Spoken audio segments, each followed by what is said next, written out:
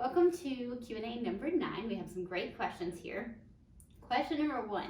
I love all your content, but I can't seem to find the answer to the question anywhere, though, and I was hoping you could help. How long before I can start doing core work or any exercise that could potentially exacerbate my DR? Sit-ups, toes to bar, pull-ups, etc., etc. I have no idea if I'm healing or if my gap will ever be better than it is now. How long do I have to wait? I'm 6 months postpartum for my second C-section. Okay, so this is a great question. I love that you are aware. I don't like how much fear that you have around this though. It's really hard to embrace the complete rehab process if you're afraid, but I also like it that you're respectful and you are aware. So we've got to kind of marry those two things. So we'll pull you back a little bit from the fear side and push you a little bit more into the aggressive side. And I have people that I pull back as well. So it's a kind of a give and take system there. Right, but a couple of things that I'm going to suggest is don't wait. All right, go ahead and get started with purposeful strengthening right now. You're not going to go from nothing to toes to bar. So we need to go ahead and get you moving forward right away.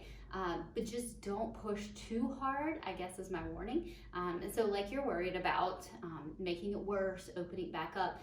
People who often go gangbusters without any monitoring of what's going on during their exercise often end up in a worse place than they were before.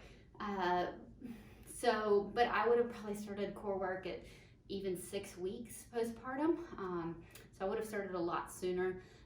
And some of what I do with the women that I work with is we start easy, obviously, where you're at, lots of breathing, lots of connecting, lots of purposeful work on a lower level, but then we progressively push that envelope, getting stronger, working toward those harder exercises like pull-ups, toes to bar.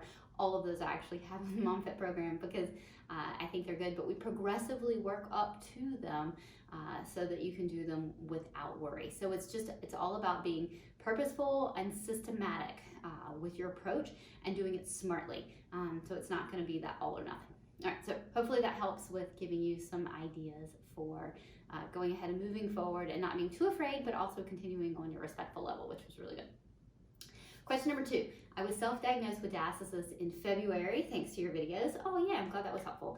I was having pain with a lot of my workouts and found a diastasis from about 2 fingers above my navel to 3 below and about 2 fingers wide. Now I want to point out that it's very, I'm going to pause this question. I want to point out that it's very interesting that you had a larger gap below your belly button than above. All right, so that is giving me clues from the rehab standpoint. That is giving me clues that your pelvis is probably not sitting in what we would call kind of pelvic neutral. You're probably forward into an anterior tilt, or you're glute clenching and tucking under and then too far into a posterior pelvic tilt, so that's putting pressure forward that way. So either way, but in general, I tend to see people who have a larger gap right above their belly button. So if it's below the belly button, then that's telling me we really need to look at hip strengthening. So I'm just putting that little bug in your ear right now. I'm gonna continue reading the question. I went to a PT for about 5 weeks with some improvement, but was also instructed to not work out during this time. After the pain improved, I returned to working out with modifications and attempting to return to running after other problems. The pain has returned, though the diastasis feels to be about 1 to 1.5 fingers wide now and shorter. So my first question is, the pain is not where the diastasis is.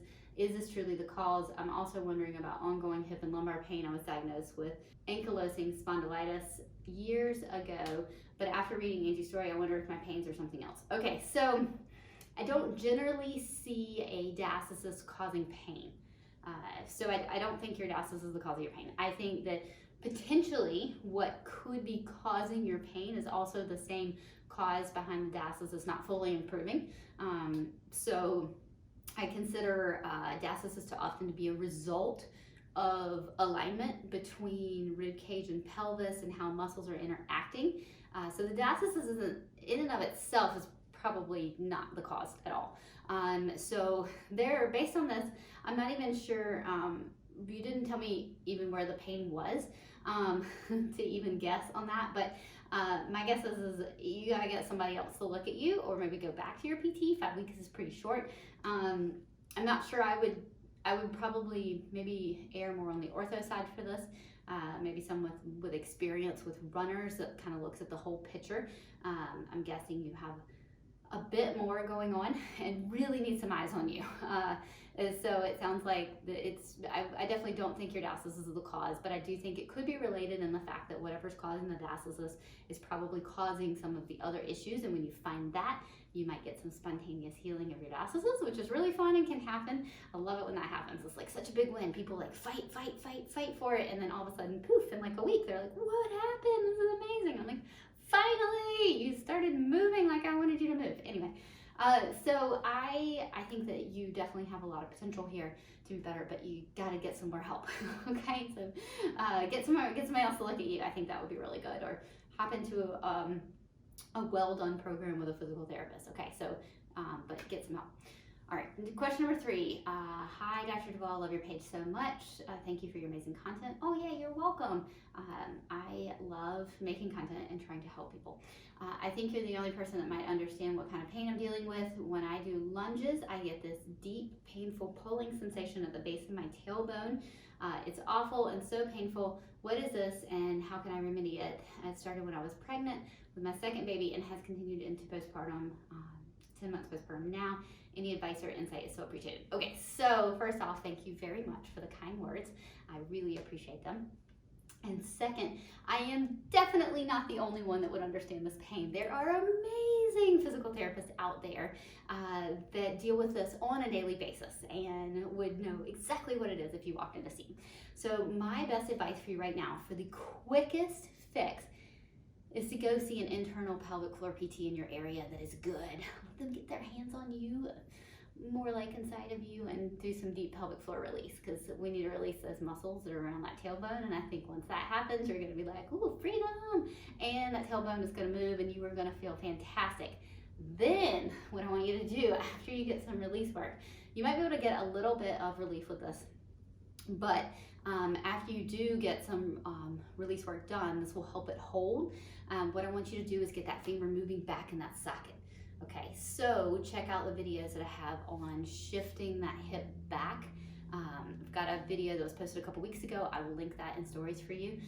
But I think that will help it hold, because we can move into that space and we can open in the back, and we continue to reinforce that opening so that you don't get that clenching and tightening. So I have a feeling that femur is sitting a little bit forward, which is allowing things to gather and tighten in the back. All right, so we just need to fix that movement pattern. So where is that coming from? I would take a look at rib cage, rib flare, arches, have a fun kinetic chain exploration. If you find that the manual therapy and one exercise of pullbacks does not hold, then I would continue to look elsewhere, because you should be able to get rid of this completely, and it shouldn't be an issue for you in the future, as long as you can find the right cause to that. All right, so give that a shot. Go see somebody. That will be your quickest fix, is to get some hands on you to get that released. Okay, question number 4. I suddenly woke up with really bad pain on my hip. Got a scan. It said I had a small labral tear. Now I'm afraid to work out my legs, but they need it so badly. What can and can't I do? Okay, so this is a huge question. First off, I want to start with the fact that I would not be afraid of a small labral tear. There was a study done on asymptomatic people, basically people who were not experiencing any pain whatsoever, and it showed, I think it was like close to 70% of people that were scanned had labral tears. Okay, so I know that's crazy. You're like, whoa, how can that high percentage of people actually have a labral tear but not have any pain? So that is a little bug I'm putting in your ear. So maybe it is that we have the hip pain, we do the scan, we find the labral tear, and then we have something to blame, versus the mechanics of how the hip actually moves. So I wrote an article on this recently that I think will be very helpful for you. So I will throw that into stories as well. So give that a watch, or I think there's a video on it too, but give that a read, because I think it will help break down labral tears for you and help you not be quite as afraid. But what you need is a good rehab plan. You need a really good orthopedic physical therapist in your corner helping you work through this, and then you should have lots of pain-free days in front of you. So I would not be afraid of a labral tear. They are highly common. Most people don't even know they have one. You can make it worse. I've known patients that have re-torn their labrum multiple times after repairs because they did not change their movement patterns.